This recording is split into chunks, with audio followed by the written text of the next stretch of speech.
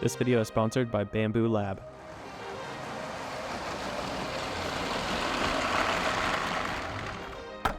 If you grew up with Legos like I did, then you probably have encountered Lego trains. And if you haven't, you're missing out because this is my favorite version of Legos you can possibly have. This is my current Lego train setup. It's just, a little straight track, and I printed out a bunch of brackets. The bummer is that it doesn't go anywhere. It just hangs out there. Like, this is a Lego train. It goes. How cool would that be if it just went all the way around? So the plan is to come up with a way to run the Lego train. Bonus points if I can get 2 trains. 2 trains rolling side by side. Live my life with double pride. Okay, so I have the design down for what I want around the top of the room. The whole plan here is to get a Lego train. I've got 2 of these. I've got the yellow passenger city train, and I've got this older white one. I want to have 2 trains around the top of my room, but I don't want to do a double track, because I think that's going to be expensive and take a lot of time, and the shelves are bigger. So I want to do a single track with a switch track on one side. So I've sketched that here. Started making a list of materials that I'm going to need for this, and I'm about to go to Home Depot and pick everything up.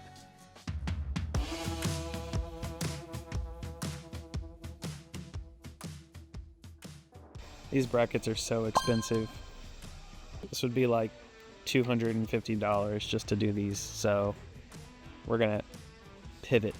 Turns out shelf brackets are super expensive, so we're gonna do some online shopping. And I might even just 3D print it. I don't know, but these are super expensive. Well, that was super expensive. It's like $500 to get. I had to get some tools because, got to cut the wood. But yeah, it's expensive, but the dream is alive. Lego train, dream, it's alive. We're gonna do this thing.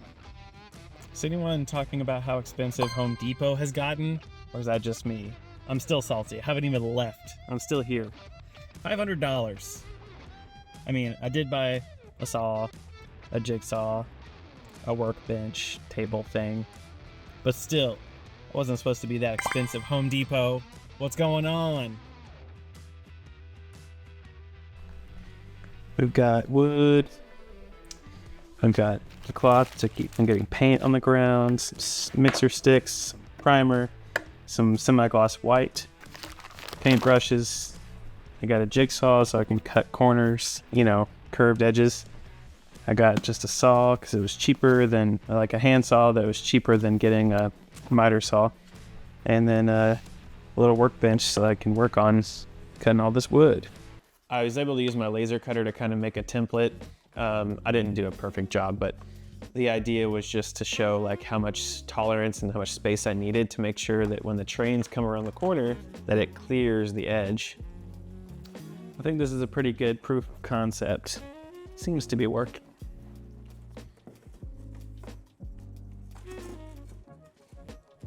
All right, now that we have our corner prototype, I think what I want to do is do the math of how much track I need and what layout I want. So I can go ahead and order that and get that on the way, and then I can fine tune my corner pieces and my brackets. Now it's time to do some track math. Hashtag track math. Okay, each piece of track is about 5 inches. So now I'm gonna measure the room and then do the math and see how much track I will need. All right, so my office is about 10 feet by 12 feet. So I'm gonna run the numbers and figure out how much track I have to order. According to my very quick and rough calculations, I need approximately 105 pieces of straight track. I have a feeling buying 105 pieces of Lego brand straight track is gonna be very expensive. So I'm gonna price it out. I'm probably gonna order some off-brand track. So heads up, sorry Lego, love you guys, but this is a lot of track. Preliminary results are that Lego branded track would cost me like $211 to do this. And that's because they don't sell only straights, they sell them as a kit that have straight, curves and flexible track and all that stuff together. So you have to buy all this extra track and then, only use 8 pieces of it. That's $200. You can do a lot with that. You can buy another Lego train. I like Lego trains. I found a vendor on AliExpress that had, in my opinion, the best deal. I'll drop the link in the description below, but I got my total down to like $40. Shout out AliExpress for giving the people what they want, which is super affordable Lego track. To get this project kicked off, I started taking down the original Lego train display that I had up. It didn't take long for me to realize that I desperately needed a laser level, so I had to go pick one of those up, and it was a game changer for this project. I used the template I created earlier to consistently cut all of the corner pieces the exact same way. I then sanded all of them down to make sure they were ready to put up.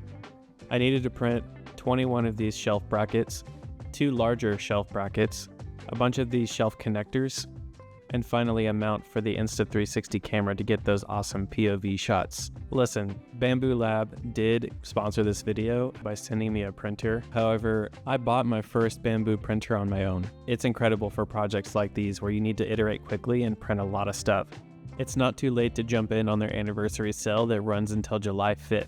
I mean, this is up to you, but I'm telling you that using one of these printers, especially with an AMS, has been a dream.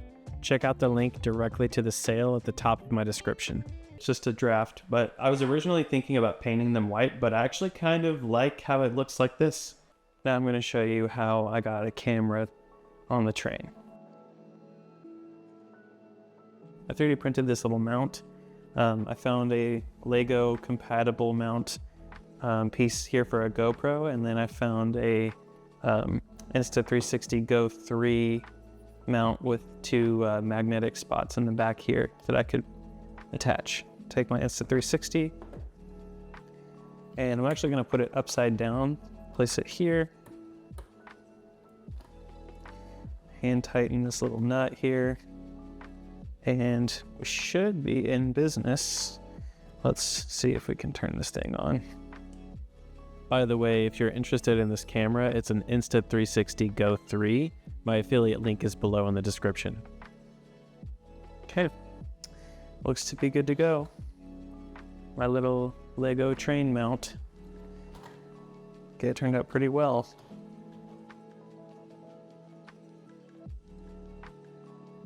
I was super stoked to see the first footage coming out of this thing. It actually worked really well. I was surprised.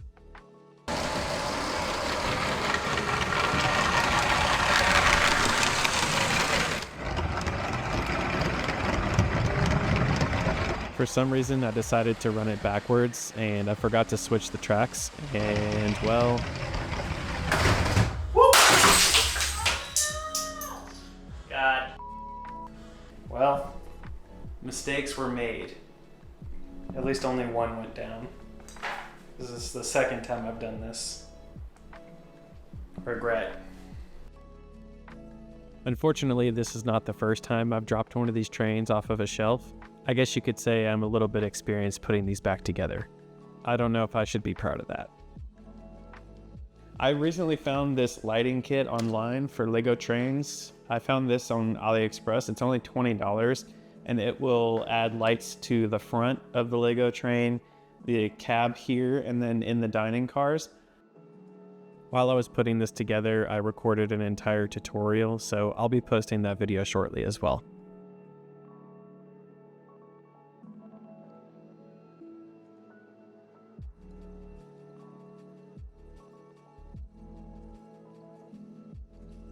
I think this light kit came out super great. The only thing that I would like to change about it is the ability to turn it on and off from outside the train, but I can't really complain because it was pretty affordable, and all you have to do is take off the roof of the front train car and, flip a switch, so it's not too bad. We've got lights, we've got camera, it's time for the action. It's time to demo the Lego train. Here we go. Enjoy.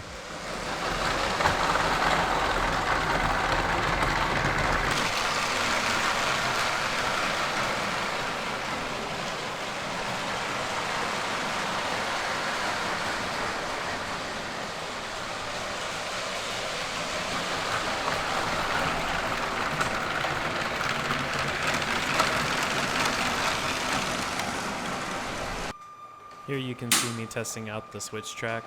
I barely made this thing long enough to fit my Yellow City train and still let the white train run behind it, so you'll see that here.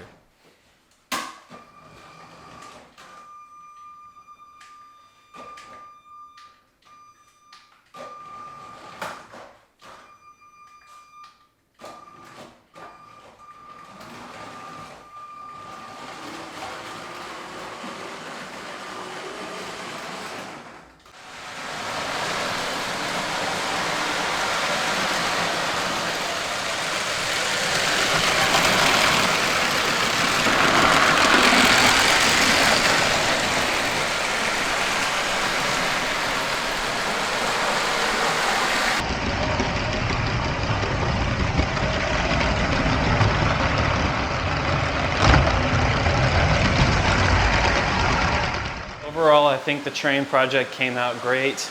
I'm really curious to hear what ideas you guys have for ways to improve it or just add on to it. So thanks for watching, and join me next time for whatever I come up with for the next video. I don't even know. I don't have any plans. I'm just doing stuff. Don't forget to like and subscribe. Trains.